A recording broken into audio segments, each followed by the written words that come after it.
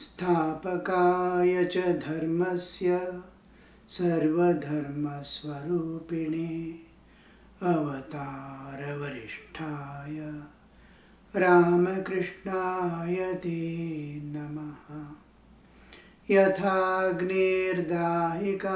शक्तिः रामकृष्णे स्थिता हि या सर्वविद्यास्वरूपां तां शारदां प्रणमाम्यहम्। नमः श्रीयतिराजाय विवेकानन्दसूरये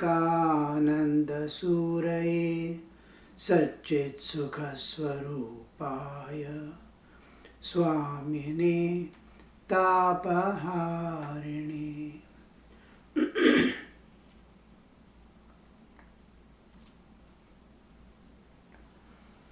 Namaste to you all. Bhagavad Gita. We are in the first chapter, first shloka.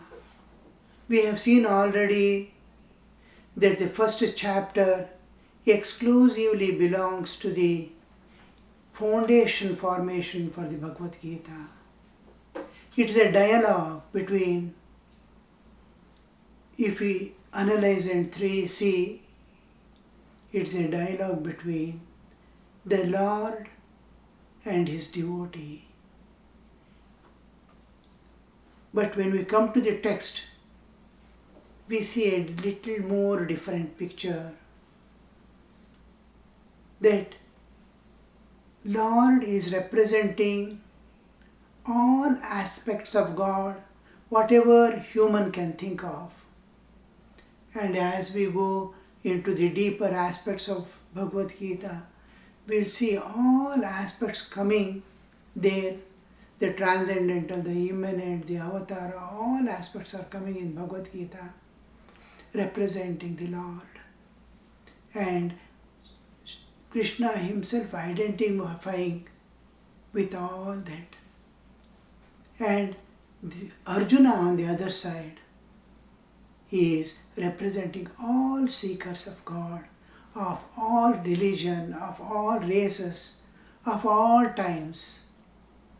Whoever is, he wants to transcend the nature and go beyond, enter into the eternal life. He is the seeker of God. Now we see the whole foundation for Gita is put in the first chapter. And here we see the first chapter serves two important purposes. One is the basic human problem is discussed. What is the basic human problem? All problems originate from the one thing that we have lost our spiritual identity. We have lost our divine identity. What all its effects we see is clearly given here in the Bhagavad Gita, highlighted and brought into bright colors. And the other thing we see is introducing the two important characters, the Lord and Arjuna. When we come to the first purpose being fulfilled, it consists of one, the external nature. How does the external nature influence man's life? External life, nature has two important principles, self-preservation and preservation of species. Self-preservation and how it drives man. I have to preserve myself. I have to preserve my... The nature is impelling that jiva to make his own living and see that the nature has another purpose to preserve the species. All species, plants and this, whatever is there is being continued through seed formation, and again the evolutionary and involutionary process. This we see, and here we see the second thing is man's his own internal nature. External, Swamiji says, external nature and internal nature to conquer and go beyond, to manifest the inner divinity. So here we see the inner enemies or the inner nature, kama, krodha, lobha, moha, mada, matsarya, all these are there. Vasana, urges that we have created ourselves by our own repeated actions and thoughts. So these two are the first purpose with which the Bhagavad Gita first chapter is introducing us. The deeper we go a little, we see man yielding to these snares of nature, the external and internal, and slowly losing himself in the nature's clutches and forgetting himself. Why did I come? Where have I come? What is this? He doesn't think of. And we are presently in the relative existence. Of nature has two, we have two, one existences, one the absolute existence, one the whole of this relative existence. The absolute existence is in which number of universes, countless universes appear and disappear. So that absolute existence, which is unchanging eternal reality, and the whole universe constantly changing existence.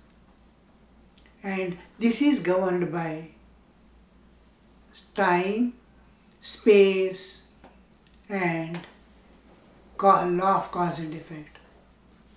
The whole relative existence is governed by time, space, and law of causation.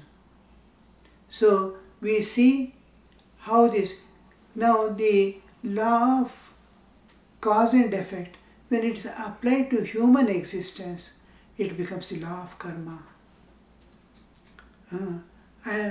Every action brings a equal and opposite reaction, good for good, bad for bad. So good and bad is not there in nature, only action and reaction. But what brings us happiness we call good, what makes us suffering we call it bad.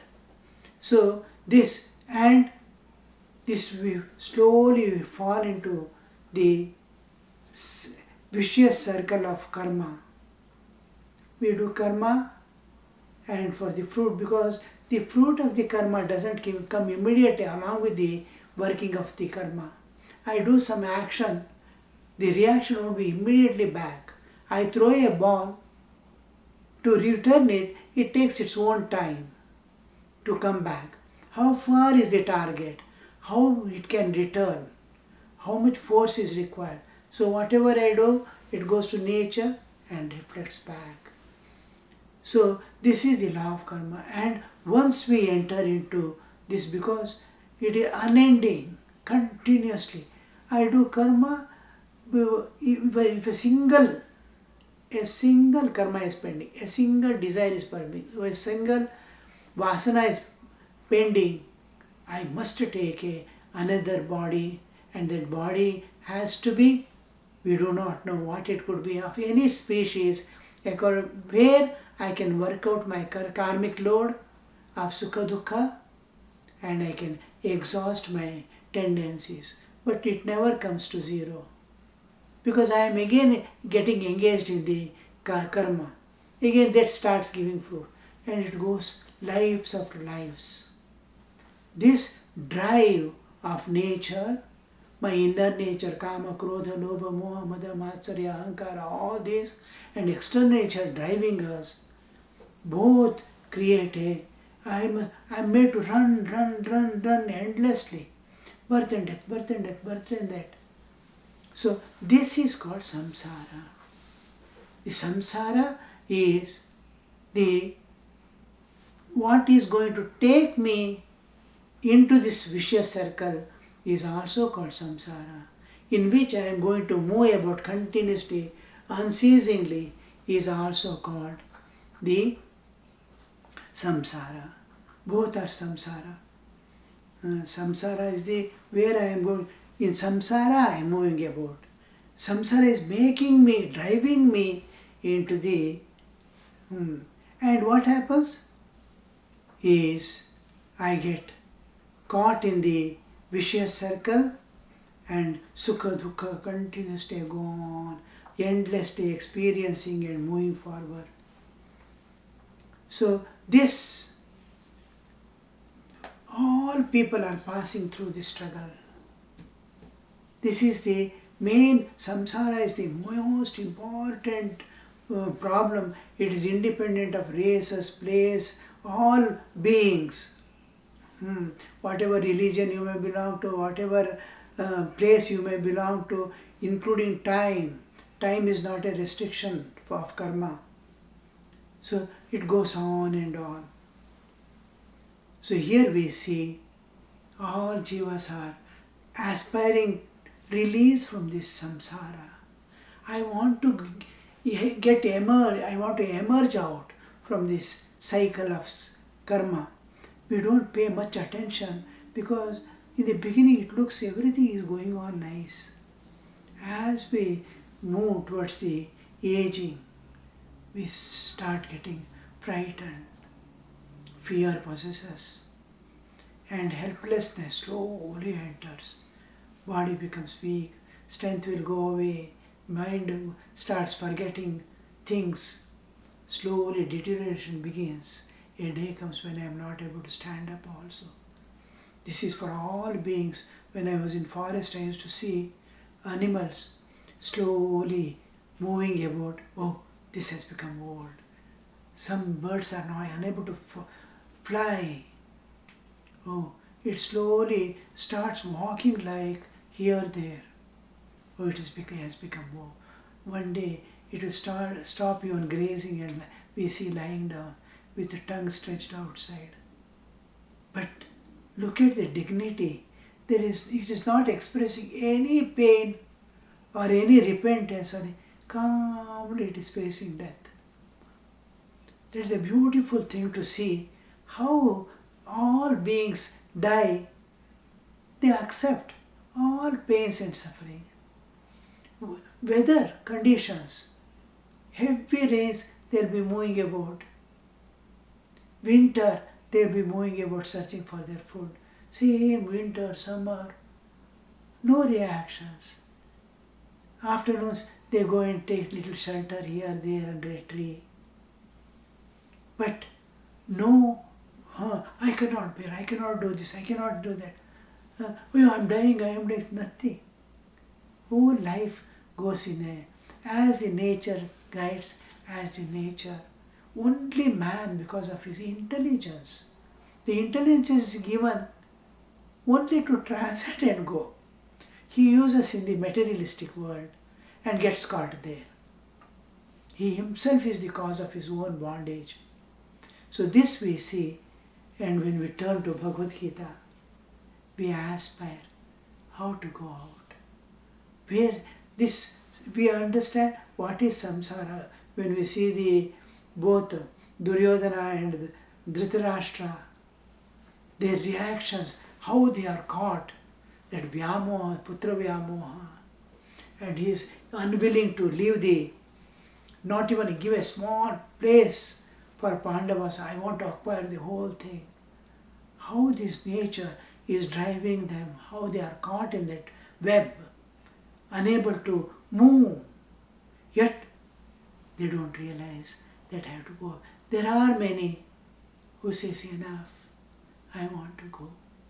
For them, the Bhagavad Gita gives the remedy. Whole Bhagavad Gita is remedy for this universal disease of samsara. How we entered, we do not know, but we are caught, we know. And that's why it's called Moksha Shastra. Bhagavad Gita is called Moksha Shastra. And this is the why this suffering is there in humans, and all beings are suffering. For what? We need this solution. How we are getting into how we got into it, what is the way?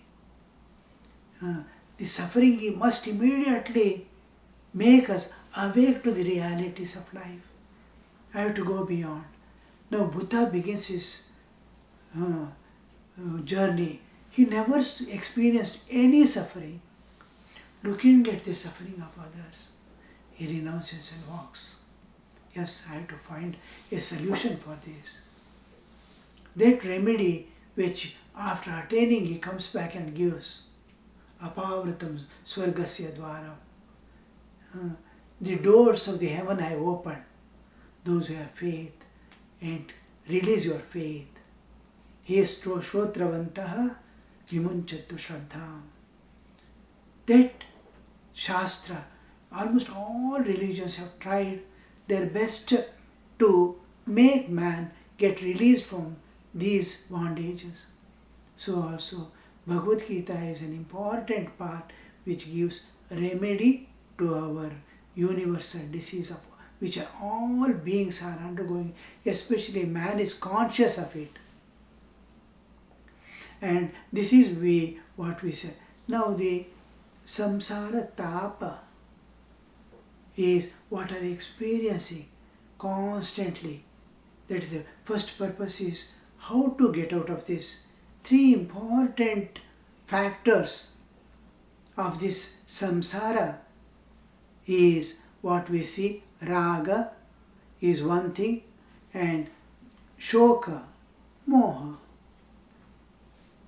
Others are there substantiating it. The important things are, you see, Arjuna is under the shoka and moha. And moha, intense moha is called vyamoha. Dhritarashtra is in vyamoha. And raga, the attachments. These are the main 3, raga, shoka and moha.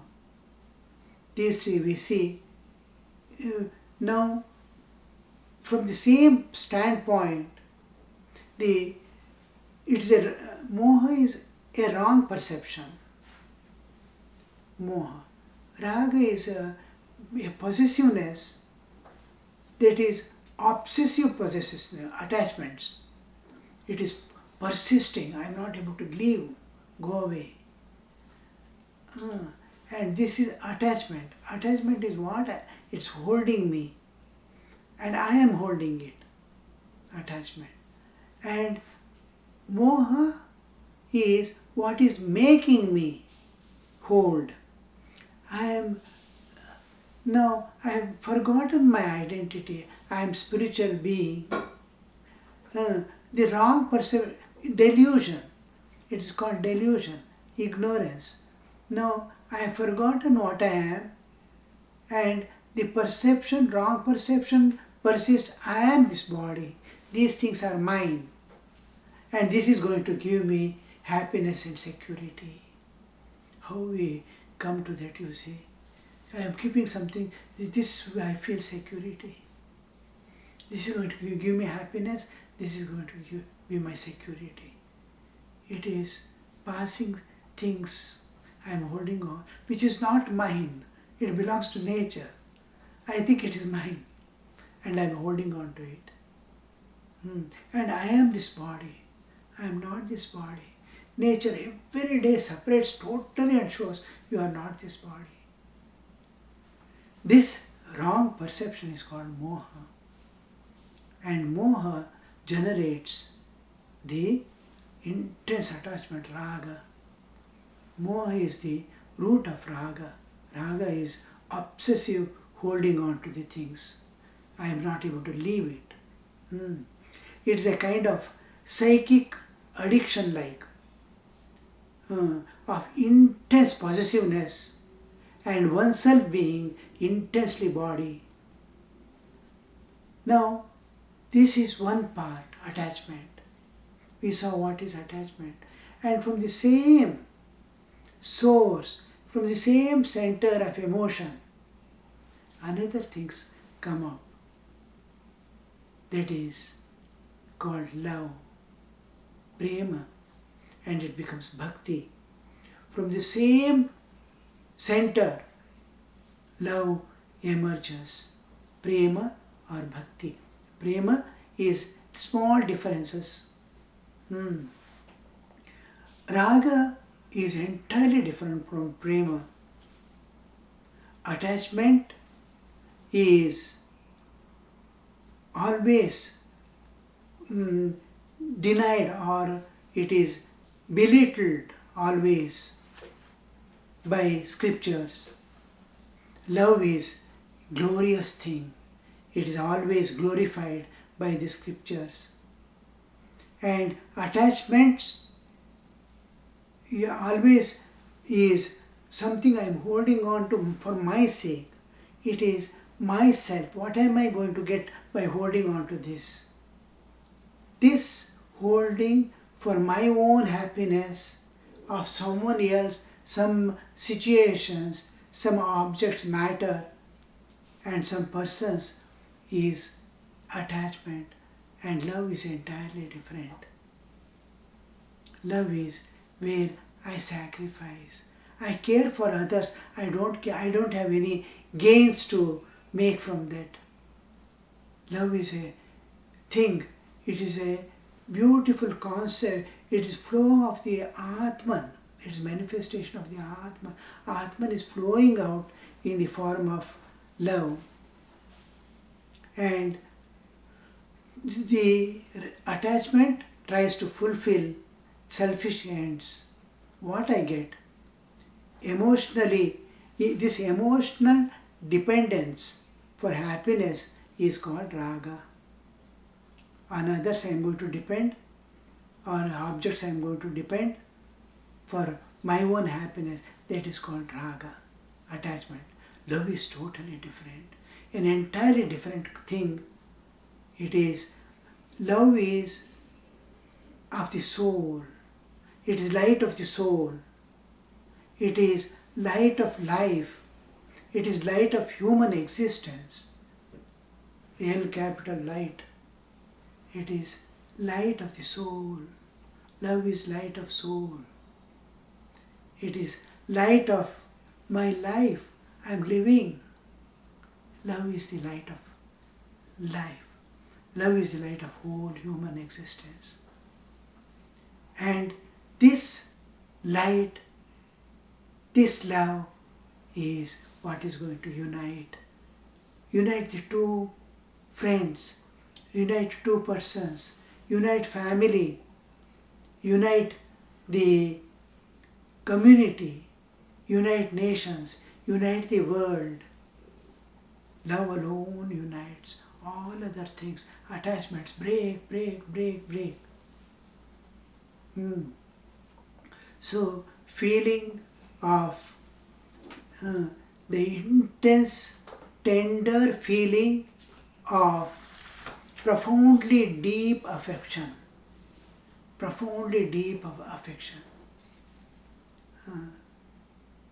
Intense feeling of affection. That is the love. It is so tender, like fond mother holding her child. How there is no seeking of anything, there is no interference of the body or anything, no expectation, no, just love for love's sake. Once, somewhere, I don't remember exactly, I heard that one couple were loving each other. They go to a sadhu and they are so happy, and the sadhu asks, why you are so happy? They said, we love each other. Then the sadhu asks, what is the source of your love? They start, they cannot answer. He tells, take your own time and tell me, Why you are loving each other? They go and start searching. Oh, am I loving for this? Am I loving for that? What for I am loving?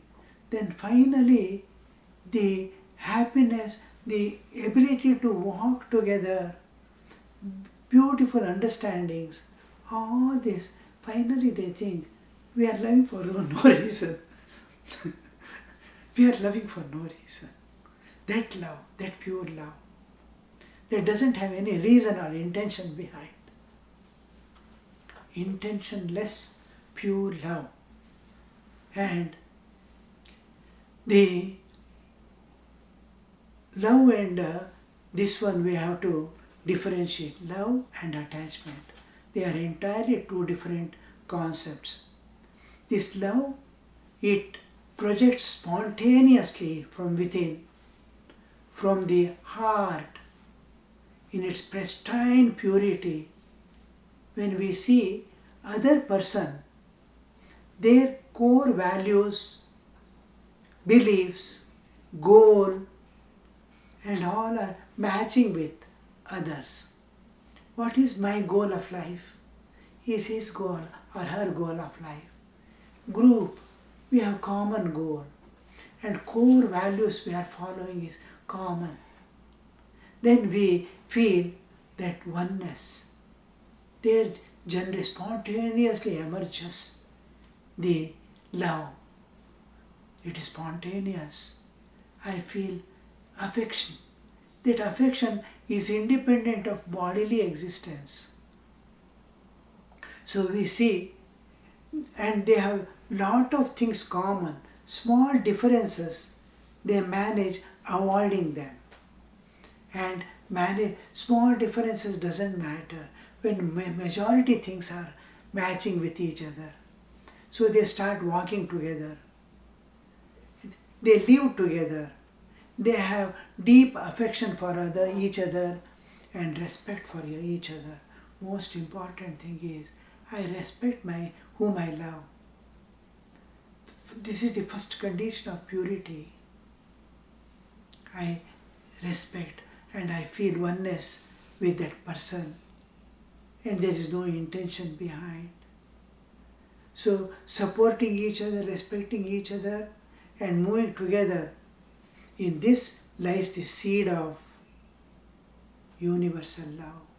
It slowly matures into universal love.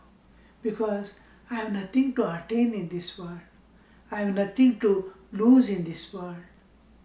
I want to expand myself. So it is a different world. The self-love and no intention. Selfish love is different. Self-love is different. Selfless love is different. Children and all, small children, you will see self-love. Here either selfish love or unselfish love. Selfish love, it becomes attachment. And then they never ignore each other. Interested in each other. At the same time, they don't neglect their needs also. They take care of themselves. Love is a place where I have a shoulder to express my pain and suffering also. It's a shoulder to cry. I want to cry. Sometimes comes such place, we don't get a shoulder to unburden ourselves and weep. Love is the shoulder, provides the shoulder to cry and an arm to rest. How the nature has provided that place for all suffering souls, you see. Love someone loves you, there is a place. Love is selflessness. Love is selflessness. Attachment is based on selfishness. Attachment is taking, receiving, demanding.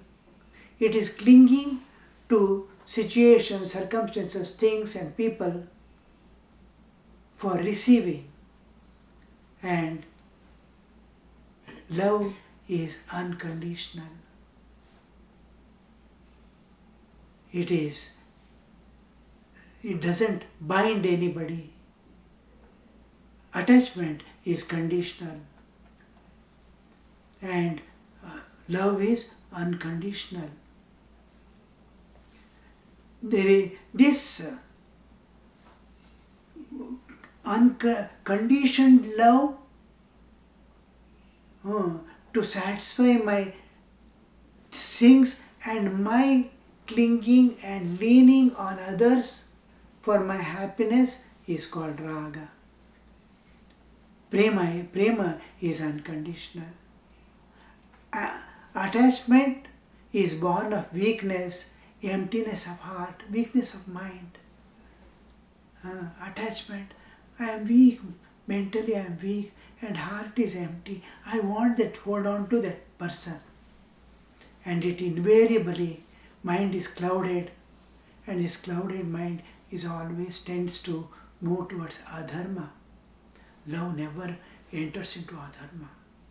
It is purnatva, it emerges from fullness, paripurnata. It emerges, it is strength, purity, it emerges from strength, purity.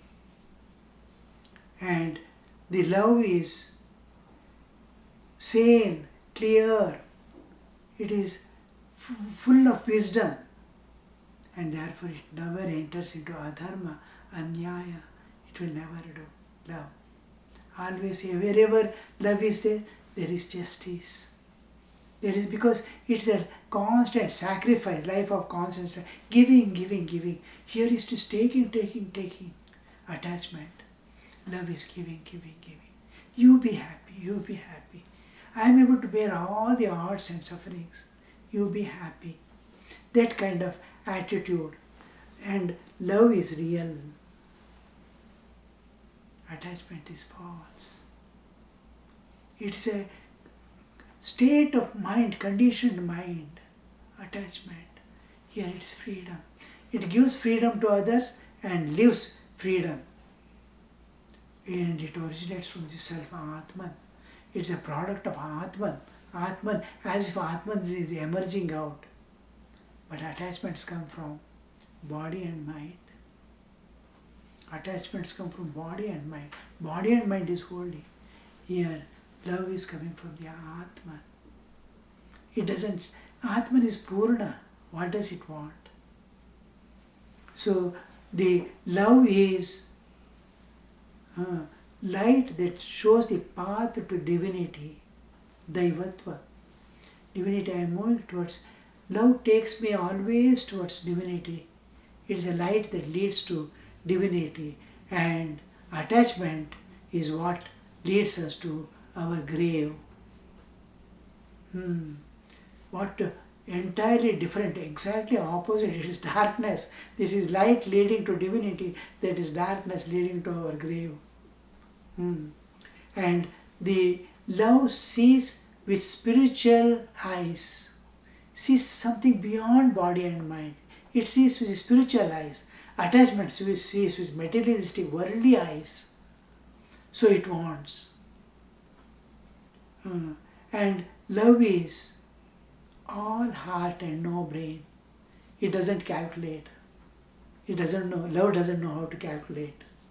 There is no calculations. If I love this one, I'll get no. It is free from logic and reasoning. No calculations.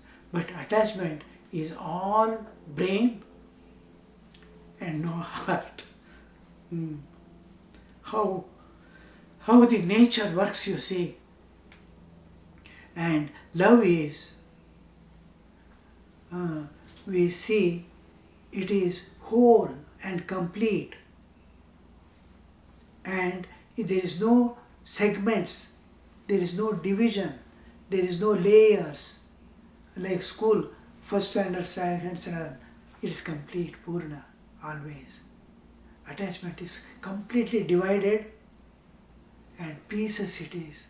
I am attached At the same time, I look there, here, there. In love, it is not there. I love all, seeing my ideal there. But my love for my Ishtadevata, or an object of my, where my love originated, remains at all times. It doesn't go away. Wherever I see divinity, I may start loving. But my love for my Ishtadevata remains intact at all times. It is undivided. So this love is what is expected of us. Love offers freedom. It is path to liberation. It offers growth and evolution. Attachments keep us in bondage, binding, and it is holding, contracting. Attachment is decay and involution. Love is growth and evolution. So, and love slowly diminishes, reduces our ego. Love reduces our ego. Attachment increases our ego, boosts our ego. Attachments. How we try to control. This is liberating, that is controlling. Love is liberating. Attachments are controlling.